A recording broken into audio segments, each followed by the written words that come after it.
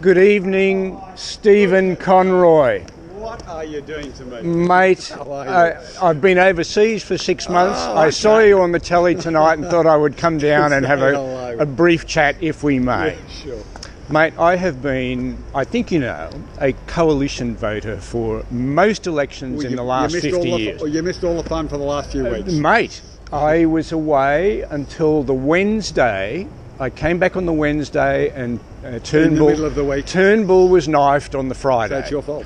If I had known the effect I was going to have by coming back, I would have come back sooner. You would have come back earlier. Absolutely, mate. I was never a fan of Turnbull, and I say good riddance to Turnbull. He was the darling of the left-wing media, particularly. I didn't think he did very much. I'm not sure whether you were talking about Rudd or Turnbull when you said tonight that he wasn't a very effective politician. Was it talking about Turnbull? Kevin. Oh, no, Turnbull. No, okay. I say he had tin ears. I agree with you totally, or you agree with me totally. Now, look, climate change is the greatest challenge facing humanity at present. I understand. I also understand that the two countries most responsible for human carbon dioxide emissions are China and India. Is that your understanding? That's probably roughly the situation, and both of those are obviously not locked in to the Paris Agreement. We're all supposed to, the rest of the world is supposed to be reducing their emissions, but China and India were given special dispensation to India or US? China and India were allowed to keep increasing their emissions for roughly a decade or so before they have to start bringing them back down. Now, the West has been reducing, if I can say us, our emissions to some extent in the last few years, but China and India have been increasing, and I understand they're developing countries, so that's the issue. But why should anyone take the Paris Accord seriously if climate change is the most serious issue, but they still allow the highest emitters to go on increasing their emissions? Well, there's two different parts to that question. The first is, should there be an international agreement? Yes. Should everyone be working towards the outcome? Yes. Yes. Do some need to go at slow paces than others? Clearly that's the issue.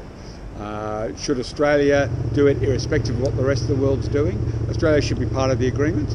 Australia should get the best deal possible. Australia's got a unique situation with the amount of coal reserves that we have. Yes. And particularly around energy prices.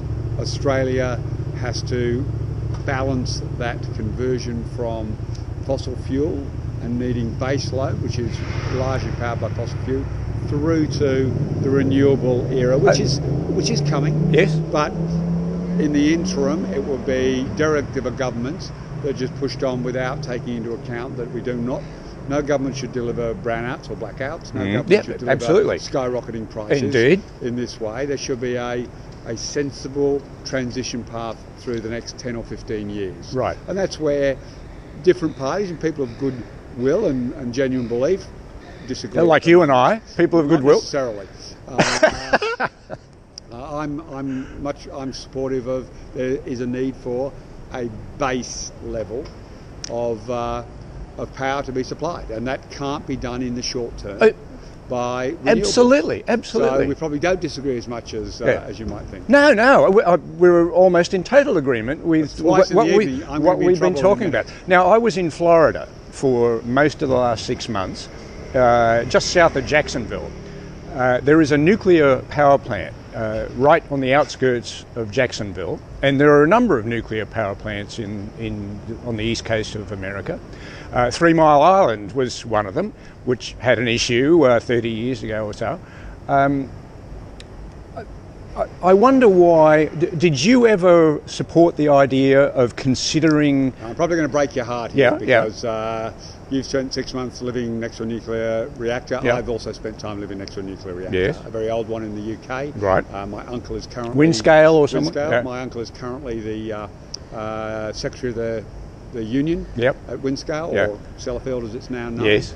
And we have not had a good experience over time around that. So I've never been a fan. I'm much more a fan of going with fossil fuels and renewables and working your way through those issues than I am for jumping into the nuclear sector. Fair enough. My uncle used to be in charge of, a different uncle used to be in charge of monitoring the local countryside. His job was to carry the Geiger counter around the countryside, doing tests.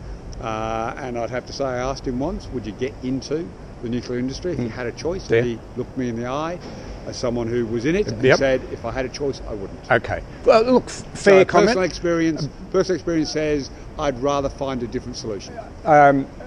Look, if I've been a supporter of emerging technologies for years, if solar and wind and other renewables can carry the load, then that's fantastic. And technology will improve and will move more in that direction. But I'm in the let's go slower rather than faster group. Mate, I went to a Wheeler Centre event probably 18 months ago, and they were talking about new technologies and how Australia is well placed with solar and wind. No, we have. And one the audience member said, why can't we export clean power to Asia?